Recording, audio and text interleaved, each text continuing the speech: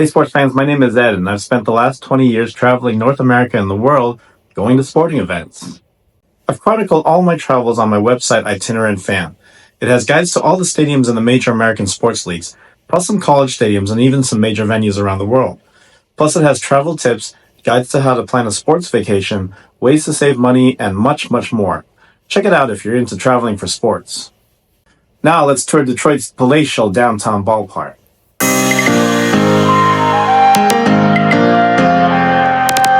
In the sports-mad city of Detroit, Michigan, all of its major sports venues are concentrated in the downtown core, and that includes its Major League Baseball stadium, Comerica Park.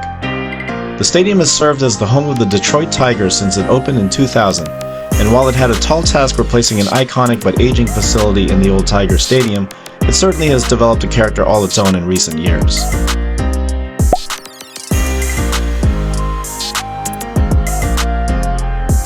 If you're visiting Detroit for sports, you'll probably want to find lodging downtown, because from there, getting to the ballgame is easy. Comerica Park sits just off busy Woodward Avenue, one of the primary thoroughfares in the area. It's also located near several major landmarks, such as the historic Fox Theater, the vibrant Greektown district, and the city's other two major sports venues, the Lions Ford Field and Little Caesars Arena, home of the Red Wings and Pistons. If you've got a car and are coming from outside downtown Detroit, no problem. There is plenty of outside parking in the surrounding blocks. Meanwhile, there are two large parking garages adjacent to Comerica Park's north side. One of them, known as the Tigers Parking Garage, even has a pedestrian bridge attached to the stadium. Detroit isn't necessarily known for public transit, but it is an option. The Q Line, a free streetcar service that runs up and down Woodward Avenue, stops close to the ballpark at Montcalm Street. It's useful if you're staying close to the Detroit River, which is over a mile away. Also, downtown Detroit has an automated people mover that operates in a loop above ground. You'll want to get off at Grand Circus Park Station to get to the ballpark. But if you're close enough, consider taking just a little stroll. Downtown Detroit has plenty of cool architecture and shops and restaurants that you can cruise by on your way to the game. So you have lots of choices for how to spend your time pre-game.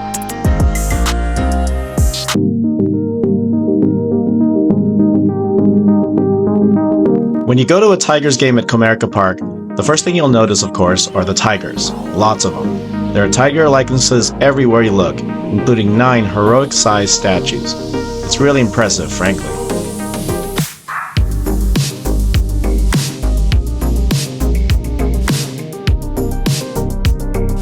Beyond that, Comerica Park was built during the wave of new ballpark construction around the major leagues during the 1990s and 2000s. And so it has many of the features that you'd expect out of a modern venue.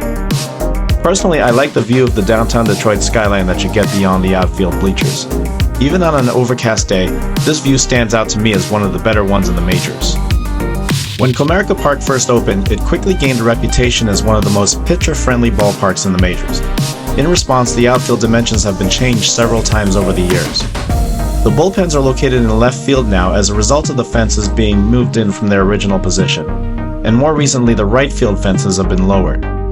Walking around and watching the game from different angles, I think you still get the sense that this is one of the larger ballparks than the majors. I don't think there's anything wrong with that though. In fact, I believe it really fits in with the aesthetic. I've described the feel of Comerica Park as palatial, and the size certainly lends itself to that atmosphere. Another unique characteristic of Comerica Park is its main video board in left field, which has a T-shape. That's in part because of its location, which is close enough to the upper deck that from some angles, the view of the lower left part of the structure would be obstructed. The video board is also adorned by 2 tiger statues on top, but 2 early features, an analog clock as well as a sign featuring the Tigers wordmark, have both been removed.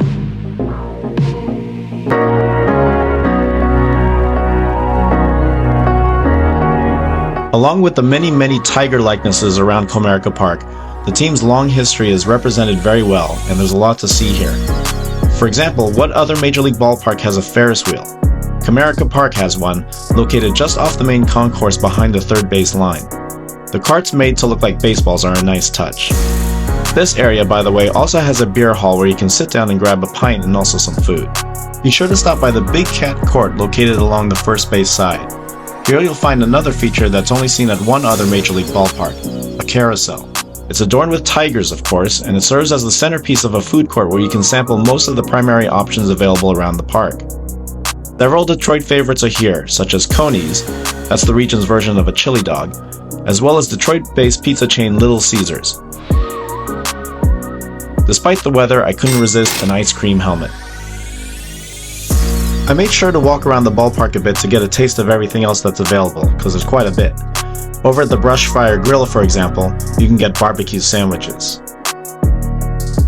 There's also some cool stuff to see around the concourses. If you're visiting this ballpark for the first time or you're with your family or friends, there are lots of cool picture-taking opportunities with some interesting artifacts around the ballpark.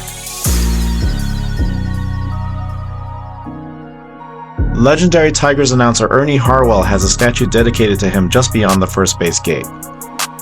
Also, I really like being able to look at these so-called decade monuments, chronicling the team's history going back more than 100 years.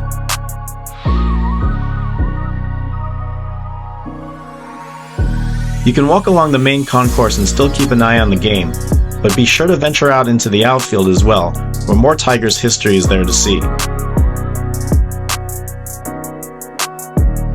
This is where the team flies its World Championship banners, and also honors its legendary players with a row of statues on the left field concourse. I spent a half inning watching the game next to Mr. Tiger himself, Al Kaline. And the view, while far, isn't too bad, I must say. Want to really kick back at Comerica Park? Head to the second level in right field, known as the Comerica Landing. It features a sizable plaza with one of the larger bars I've seen at a major league park. On this great day, having a little heated area was a nice touch. If you don't mind not having a view of the field, just behind this area is an indoor pub with more taps flowing and screens for you to keep tabs on the action. This area is really a nice usage of what would otherwise be less than desirable seating areas, adding to the trend of Major League ballparks converting their outfield spaces into party plazas. Have you seen a Tigers game at Comerica Park, or are you planning to visit Detroit in the near future? If so, let me know. Leave a like or a comment below, and be sure to subscribe to our YouTube channel because we'll be making a lot more stadium and travel videos like this one. And if you're looking for more info on other major cities or sports venues, head to itinerantfan.com. Thanks for watching, and happy travels.